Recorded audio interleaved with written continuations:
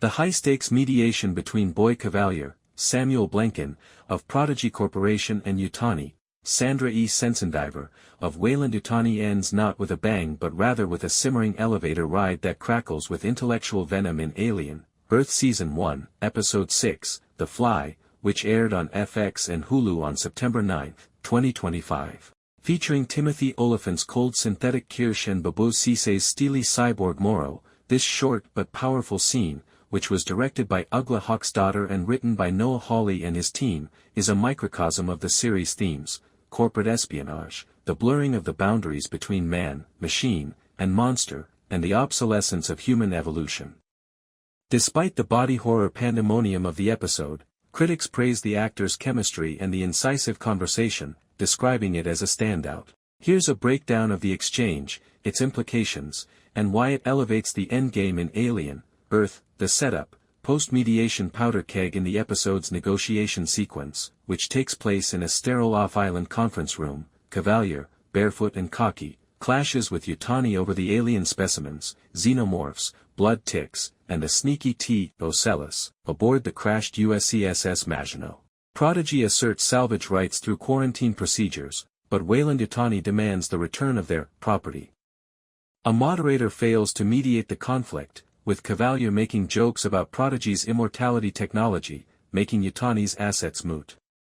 As teams disperse, Kirsh and Morrow, Prodigy's unflappable synthetic scientist and Weyland-Yutani's augmented security operative, entering into a shared elevator, the cramped space intensifying their mutual contempt. Two inhuman beings assessing one another is a classic Alien cliché that echoes Ash and Ripley's icy calculations from the first movie.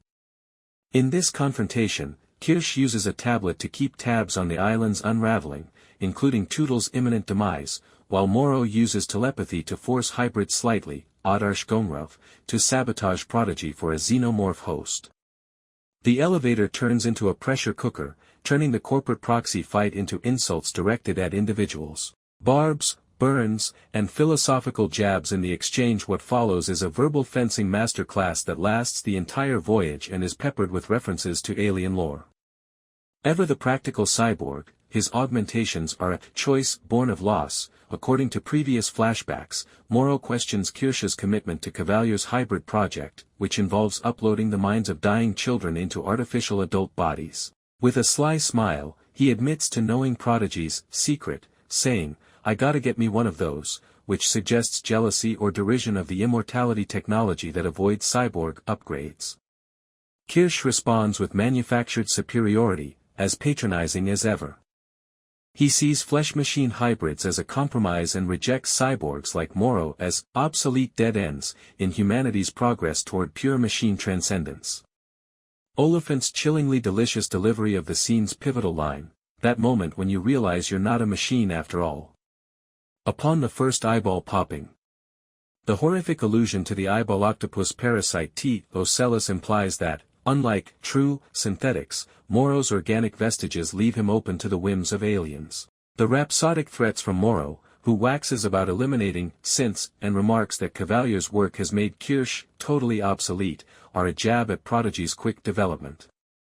The elevator becomes a confessional of existential dread as each man, Kirsh the emotionless machine, Morrow the flesh-tainted cyborg, casts aspersions on the other's, almost but not quite human, existence.